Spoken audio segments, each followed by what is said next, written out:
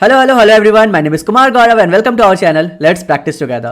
तो पता है कि वीडियो बहुत दिन के बाद आ रही है, लेकिन बिलीव मी बहुत सारे प्रोजेक्ट्स पे मैं काम कर रहा हूँ, थोड़ा पर्सनल लाइफ में बिजी था, लेकिन हाँ धीरे धीरे आपको सब कुछ पता चलेगा। इस चैनल पे बहुत सारे कंटेंट आने वाले हैं, सो स्टे ट्यून्ड। सीधा चलते हैं हम लोग आज के प्रॉब्लम ऑफ द डे पे। क्वेश्चन है Akku and binary number. Question क्या बोल रहा है, अक्कू जो है उसे बाइनरी नंबर बहुत पसंद है and she likes playing with this number. उसके टीचर ने उसे देख लिया और बोला कि चलो एक क्वेश्चन देता हूं क्योंकि तुम बहुत ही जीनियस हो ना, तो चलो ये क्वेश्चन सॉल्व करके दिखाओ। अक्कू ने बोला बिल्कुल मुझे दीजिए। तो उन्होंने बोला कि आपको दो नंबर दिया जाएगा एल और आर, आपको क्या करना है ना, उस दोनों नंबर के बीच में इंक्लूसिव एल एंड आर, ठीक है, आपको उन दोनों नंबर के बीच में कुछ ऐसे नंबर्स निकाल के देने हैं जिनको अगर हम लोग बाइनरी नंबर पे रिप्रेजेंट करें तो नंबर ऑफ वंस जो है उनका काउंट 3 आए। बहुत आसान क्वेश्चन है, अक्कू ने तुरंत सॉल्व कर दिया। तो क्या आप सॉल्व कर पाएंगे कि नहीं, यही आज का प्रॉब्लम ऑफ द डे है। बहुत इजी क्वेश्चन है। हम लोग क्या करेंगे, एक फॉर लूप लगाएंगे, हर एक नंबर को चेक करेंगे कि उसका बाइनरी रिप्रेजेंटेशन में नंबर ऑफ वंस कितने आते हैं। अगर वो 3 के इक्वल है हम लोग अपने काउंट को इंक्रीज करेंगे एंड एट द एंड हम लोग काउंट को रिटर्न कर देंगे।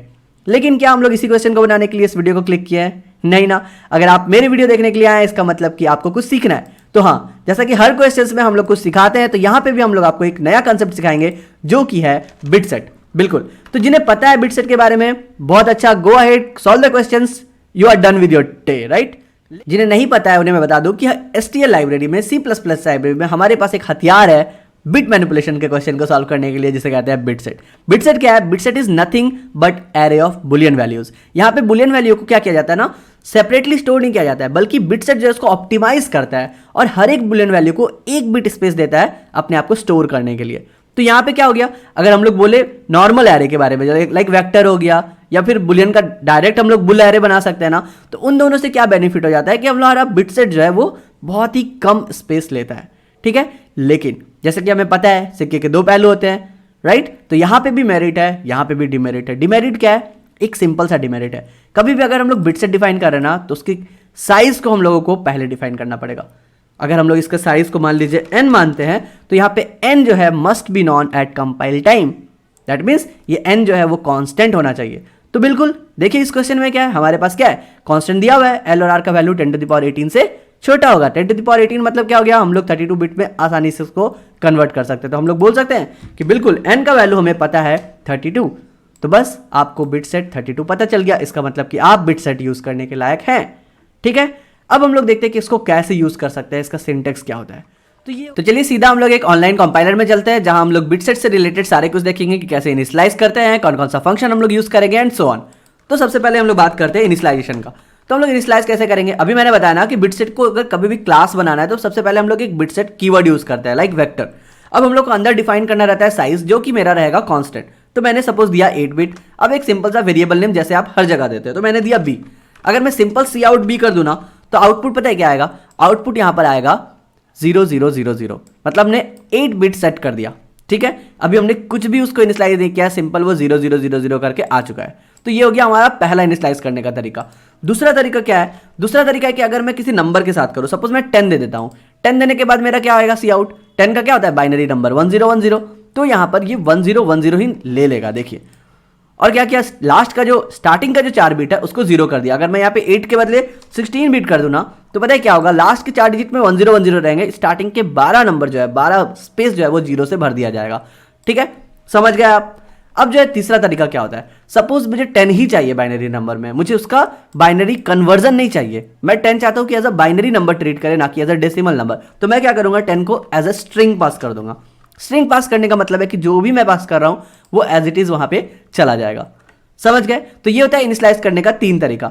अब देखो, अब मैं बार बार बात कर रहा हूं कि बिट सेट जो है वो एक एरे बनकर आ रहा है, एक एरे बनकर आ रहा है। इसका मतलब क्या है, अगर एरे बनकर आ रहा है तो अगर मैं b0 लिखूं तो भी तो आएगा ना कुछ वैल्यू, है ना। क्या आएगा, उस स्पेस का आ जाएगा आंसर, 0th इंडेक्स का।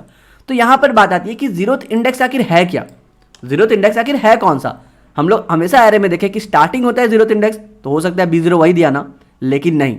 बिट सेट में क्या होता है ना, एरे का इनिशियलाइजेशन, इंडेक्स का इनिशियलाइजेशन होता है पीछे से। हम लोग राइट से लेफ्ट की तरफ बढ़ेंगे। कैसे, देखिए, अगर मैं आपको यहाँ पे मैं एक एंडल डाल देता हूं ताकि हमें b का वैल्यू हमेशा दिखता रहे।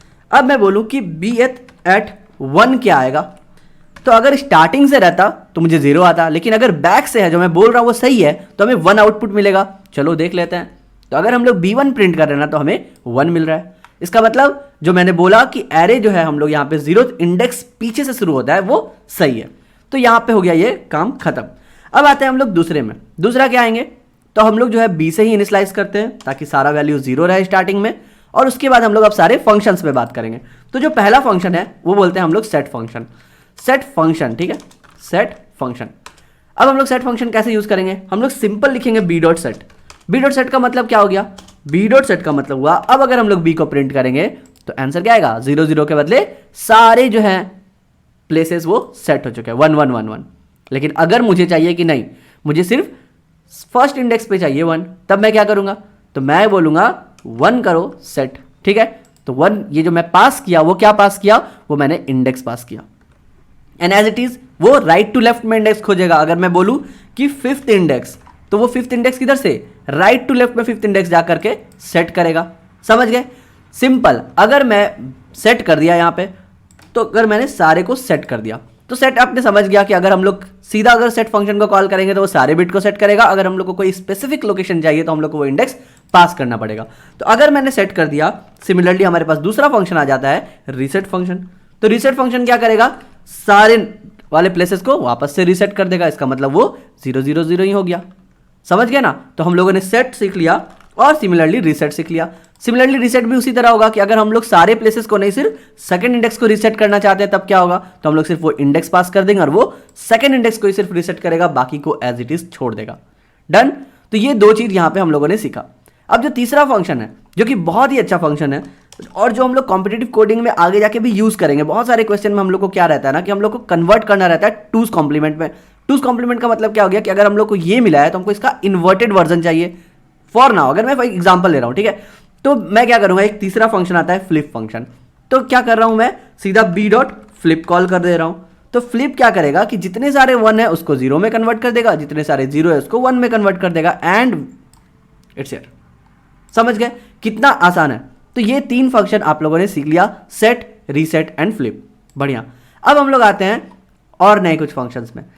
क्या है फंक्शंस, पहला फंक्शन है साइज। अगर हम लोग को साइज, हालांकि हम लोग साइज हम लोगों को शुरू में ही पता रहता है 8, ठीक है, लेकिन अगर मैंने कोई कांस्टेंट डिफाइन कर दिया है ऊपर में और मुझे इसका वैल्यू चाहिए यहाँ पे, तो मैं क्या करूंगा, मैं यहाँ पे कॉल करूंगा सी आउट बी डॉट साइज। ठीक है, इसको अलग को हटा देता हूँ हम लोग, इसको हम लोगों ने हटा दिया या फिर इसको रहने देते हैं, एंडल लगा देते हैं और एक, ठीक है। तो अब हम लोगों को एक साइज भी नीचे प्रिंट कर देगा। तो हम लोग को बोल रहा है 8 साइज है टोटल, ठीक है, यहाँ पे तीनों आउटपुट में आया है, घबराने की बात नहीं है।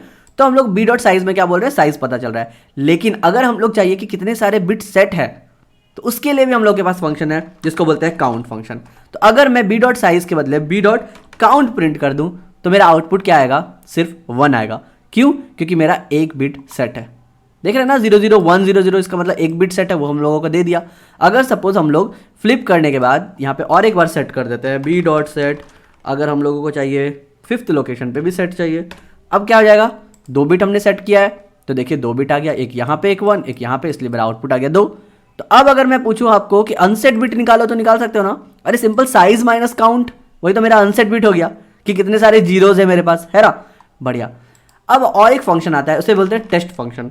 टेस्ट फंक्शन क्या हो गया कि, अच्छा इसी में मैं आपको दिखा देता हूँ, बी डॉट काउंट के बदले मैं बी डॉट टेस्ट दूंगा, लेकिन यहाँ पे हम लोगों को इंडेक्स पास करना पड़ेगा। किस इंडेक्स के लिए टेस्ट करना चाहते हो, मैं बोला फर्स्ट इंडेक्स के लिए चेक करो, तो फर्स्ट इंडेक्स में चेक करेगा कि 0 है या 1 है। अगर 0 है तो वो 0 रिटर्न कर दिया। लेकिन अगर मैं सेकंड इंडेक्स की बात करूं तब वो क्या रिटर्न करेगा, तब वो रिटर्न करेगा 1, की सेकंड इंडेक्स में हमारे पास 1 वैल्यू है, मतलब सेट है। तो हमने एक और फंक्शन सीखा जिसको बोलते हैं टेस्ट फंक्शन। ठीक है, बढ़िया। तो इतने सारे हो गए फंक्शंस, बस इतना ही हम लोगों को आना चाहिए, और ज्यादा जान करके हम लोग कोई फायदा नहीं है, क्योंकि हम लोगों को इतना ही फंक्शंस यूज होंगे जो हम लोग क्वेश्चंस बनाएंगे। और अगर किसी क्वेश्चन में कुछ नए फंक्शंस की बारी आ गई तो मैं वो भी आपको सेपरेटली सिखा दूंगा। अब यहाँ पे ना बिट सेट में क्या होता है, हम लोग जो भी ऑपरेटर यूज करते हैं, जितना भी आप लोगों ने अभी तक सीखा है, एंड ऑपरेटर, और ऑपरेटर, जॉर ऑपरेटर, सारे यहाँ पे वैसे ही होंगे। सपोज मेरा पहला बिट सेट B1 है, दूसरा बिट सेट B2 है, आप यहाँ पे भी लगा सकते हो, इन दोनों में आप जॉर लगा सकते हो, इन दोनों में आप एंड लगा सकते हो, एंड एज इट इज ये वर्क करेगा, जैसा हम लोगों ने ऑलरेडी बाइनरी नंबर में सीखा है। ठीक है, तो इतना ही हम लोग नॉलेज लेकर के चलते हैं आज के क्वेश्चंस बनाने में, कि अब इस क्वेश्चंस को हम लोग कैसे बनाएंगे। तो इस क्वेश्चन को बनाने के लिए हम लोग क्या करेंगे, यहाँ पे हम लोगों ने बिट सेट सीख लिया। क्वेश्चन में क्या था कि हम लोग को एक फॉर लूप लगाना था L और R से, तो हम लोग वही शुरू करते हैं। फॉर हमारा लॉन्ग लॉन्ग लिया हुआ है तो हम लोग long long I equals to L से शुरू करते हैं, I is less than equals to हमारा आर है एंड आई प्लस प्लस, यहाँ तक कोई प्रॉब्लम नहीं है। अब हम लोग का बात था कि जितना भी आई है ना उसको पहले बाइनरी नंबर में कन्वर्ट करो, तो हम लोग क्या करेंगे, एक बिट सेट ले लेंगे। हमारा साइज क्या होगा, हम लोगों ने एज इट इज डिस्कस किया कि हमारा जो यहाँ कांस्टेंट है वो 10⁻18 तक जा सकता है, इसका मतलब 32 bit will be our maximum bit. तो हम लोगों ने 32 बिट ले लिया और सपोज हम लोगों ने बी ही नाम दे दिया। अब हम लोग को क्या चाहिए, कन्वर्ट करना है ना बाइनरी नंबर को, किसको कन्वर्ट करना है, आई को, तो हम लोग आई को कन्वर्ट ही करते हुए चलते हैं। मतलब 11 को हम लोग 1011 ले लिए। अब 1011 जब आ गया तो हम लोग को क्या चाहिए, काउंट वैल्यू चाहिए था, तो हम लोग क्या कर सकते हैं, एक लॉन्ग लॉन्ग ले लेते हैं कि हमारा जो बिट है ना वो कितना सारा सेट है, तो सेट बिट्स एक वेरिएबल का नाम ले लिए और बी डॉट काउंट फंक्शन को कॉल करेंगे। तो बी डॉट काउंट मुझे क्या निकाल के देगा, 3 निकाल के देगा।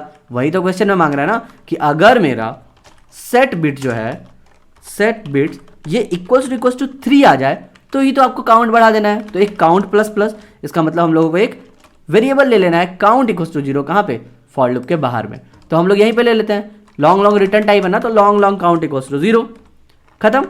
और हम लोग जब भी ये फॉर लूप खत्म हो जाता है उसके बाद हम लोग किसको रिटर्न कर देंगे, अपने काउंट को रिटर्न कर देंगे। इतना सिंपल सा क्वेश्चन था, लेकिन हम लोगों ने बिट सेट जो है पूरा कंसेप्ट सीख लिया। अब इस तरह के कितने भी छोटे मोटे क्वेश्चन आए हम लोग आसानी से बना सकते हैं। सो आई होप आपको समझ में आया होगा। चलिए सबमिट कर देते हैं इस कोड को। कोई भी डाउट हो आप मुझसे कमेंट में पूछ सकते हैं।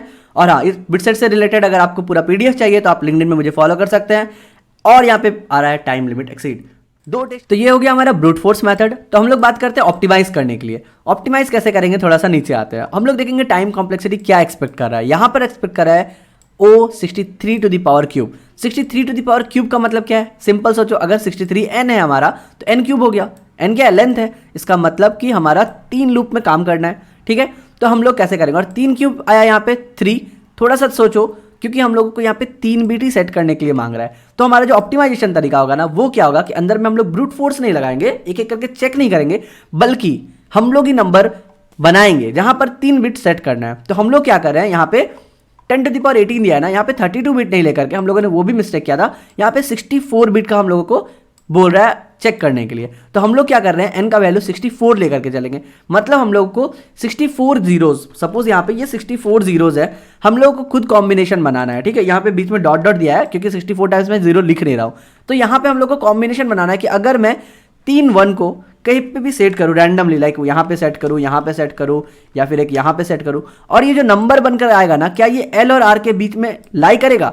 अगर ये एल और आर के बीच में लाई करेगा इसका मतलब हम लोगों का काउंट इंक्रीज हो गया, एंड सो ऑन। तो इसको ऑप्टिमाइज कैसे हो गया ये क्वेश्चन, कि जैसे हम लोग क्या किए, 3 बिट सेट कर रहे हैं, तो जैसे ही हम लोग इस 3 के बाद नेक्स्ट वाले 3 पे जाएंगे ना, अगर हम लोगों का देखिए यही क्वेश्चन दिया हुआ है, हम लोगों ने 3 बिट सेट करना शुरू किया और 1 0 0 1 1 तक पहुंचे हैं। नेक्स्ट हम लोग क्या सेट करेंगे, हम लोग 1 को एज इट इज रखेंगे, 0 को एज इट इज रखेंगे, 1 को यहां ला दिए और 0 0 कर दिए। So this is what, this is nothing but 20, जो कि हमारा आर के रेंज को बाहर कर देता है। तो हम लोग अपने लूप को यहीं पे ब्रेक कर देंगे, इसके बाद हम लोग फिर से नहीं कैलकुलेट करने जाएंगे, and that's how we will optimize our code. तो यहाँ पे क्या करेंगे, हम लोग सिंपल 3 लूप लिखेंगे। तो हम लोग लिखना शुरू करते हैं कहाँ से, एकदम स्टार्टिंग से, कि हम लोग पहला बिट जो है वो मेरा हो जाएगा suppose int i equals to 0 पे, आई मेरा लेस देन 64 है एंड आई प्लस प्लस, ठीक है। नेक्स्ट हम लोग चलेंगे जे के लिए। तो मेरा जे क्या हो जाएगा, for int j is equals to i plus 1, क्योंकि हम लोग नेक्स्ट इटरेशन पे देखेंगे, एंड जे जो है वो भी लेस देन मेरा 64 है, जे प्लस प्लस। एंड सिमिलरली हम लोग और एक बिट के लिए ले रहे हैं के लिए। के क्या हो जाएगा मेरा, सपोज इंट के इक्वल्स टू जे प्लस 1 हो जाएगा। यहाँ पे भी सेम, के should be less than 64 and के प्लस प्लस। ये 3 लूप लेने के बाद हम लोग को एक लॉन्ग नंबर चाहिए, ठीक है, क्योंकि हम लोग नंबर बना रहे हैं। सो नम इज इक्वल्स टू 0। अब हम लोग नंबर कैसे बनाएंगे इस पे थोड़ा सा बात कर लेते हैं, ठीक है। हम लोग जो भी पुराना वाला नंबर था उसमें और ऑपरेटर यूज करेंगे। और ऑपरेटर क्या करता है, और ऑपरेटर क्या करता है कि अगर दोनों में से कोई भी एक बिट सेट है तो हम लोग उसको एज इट इज सेट ही रखेंगे, उसको हम लोग रिमूव नहीं करेंगे, ठीक है।